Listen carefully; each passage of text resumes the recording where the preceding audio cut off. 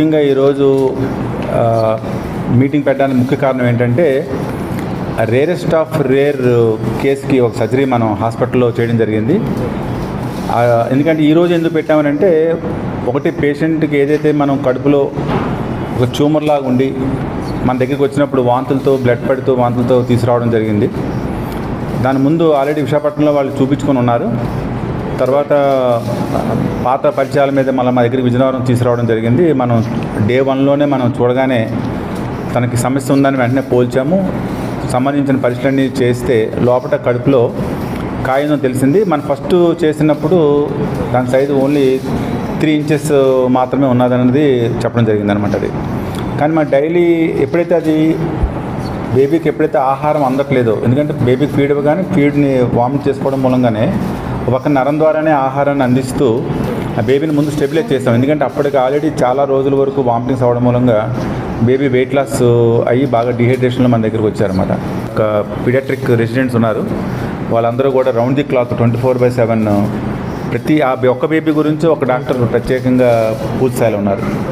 దానికి ఏ కాంప్లికేషన్స్ వచ్చే దాన్ని ఎలా మేనేజ్ చేసామన్నది డాక్టర్ గిరి జగదీష్ గారి నోట్లో మాట ద్వారా విందాం మనం ఒకసారి. ఈరోజు ప్రైమరీ మోటివ్ ఏంటంటే, ఒక రీబర్త్ అంటే ఆ బేబీ ఆల్మోస్ట్ కడుపులో గడ్డ వల్ల పాలు చివరికి జస్ట్ పుట్టిన బేబీ తీసుకోవాల్సిన తల్లిపాలు మాత్రమే, అది తీసుకోవడానికి కూడా చాలా ఇబ్బంది పడి ఆల్మోస్ట్ ఒక వేరే సినారియోని ఫేస్ చేయాల్సి వచ్చేది. అలాంటి ఒక బేబీ రీబర్త్, దాన్ని సెలబ్రేట్ చేయడానికి ప్రైమరీగా ఈరోజు మోటివ్. అండ్ సెకండ్ థింగ్, ఏదైతే ఈ టెరటోమా ఉందో అది పూర్తిగా డెవలప్ అవ్వకుండా ఉన్న ఒక ట్యూమర్ అనమాట.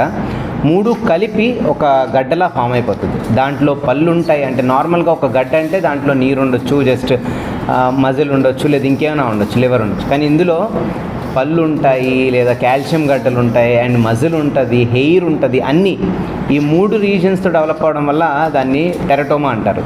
ఇది actually very very very rare. సాధారణంగా ఇది 40,000 మందిలో ఒకరికి వస్తుంది. కానీ ఈ బేబీకి వచ్చినట్టు ఇంట్రా గ్యాస్ట్రిక్ టెరటోమా అయితే 10 లక్షలు లేదా 20 లక్షల మందిలో ఒకరికి వచ్చే అవకాశం ఉందన్నమాట.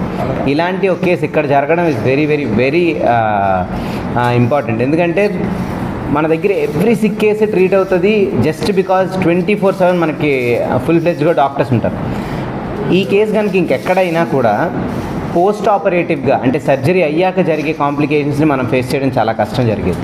ఎలా అంటే ఇది ఆపరేట్ చేస్తున్నప్పుడే ఆల్మోస్ట్ 10 సెంటీమీటర్లు, అంటే మీరు ఇక్కడ ఇమేజ్లో చూస్తే ఇంత పెద్ద ట్యూమర్ తీయవలసి వచ్చిందనమాట.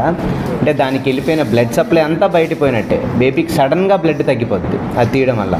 రెండోది బీపీ పడిపోతుంది. మూడోది ఈ బేబీకి యూరిన్ అవ్వలేదు. మొదటి 2 రోజులు అసలు యూరినే అవ్వలేదు. ఇన్ఫెక్షన్ చాలా ఎక్కువ వచ్చింది. పొటాషియం లెవెల్స్ అనేవి చాలా లో, అంటే హార్ట్ పైన ప్రభావం పడేంత లోకి వెళ్ళిపోయాయి పొటాషియం లెవెల్స్. ఇంకొకటి ఇన్ఫెక్షన్ అసలు మనం కంట్రోల్ చేయలేని తరంలోకి వెళ్ళిపోయింది. బేబీ బాగా ఉబ్బిపోయి హైపోఆల్బ్యూమినిమియా ఇన్ని కాంప్లికేషన్స్ని ఫేస్ చేసి బయటకు వచ్చింది. కాబట్టి దీంట్లో primary leader and primary hero ఎవరంటే బేబీయే ఫైట్ చేసింది. Second most important is parents. వాళ్ళు కోఆపరేట్ చేయడం వల్ల ఈ బేబీ ఎంత బెటర్గా ఇంప్రూవ్ అయింది. Third and fourth my doctors and my team. ఇది ఖచ్చితంగా ఒక టీమ్ ఎఫర్టే. ఇలాంటి ఎన్నో కేసులు ఫర్దర్గా మేము చేయాలంటే we want all our doctor support and me media support కూడా మాకు తప్పకుండా కావాలి. ఇలాంటి ఒక కేసెస్ విజయనగరంలో ఇది జరగడం, విజయనగరంలో కాదు, సార్ కెరీర్ అంటే 35 ఇయర్స్ స్పాన్లో ఫస్ట్ టైం ఆయన చూడడం. అలాంటి కేసెస్ ఇలా జరగడం వీఆర్ వెరీ హ్యాపీ దట్ ఇలాంటి ఎన్నో కేసెస్ చేయాలి. So I want only one thing, రీబర్త్ని సెలబ్రేట్ చేస్తూ ఎన్నో రీబర్త్స్ రిక్రియేట్ చేద్దాం అనుకున్నాం. Thank you so much.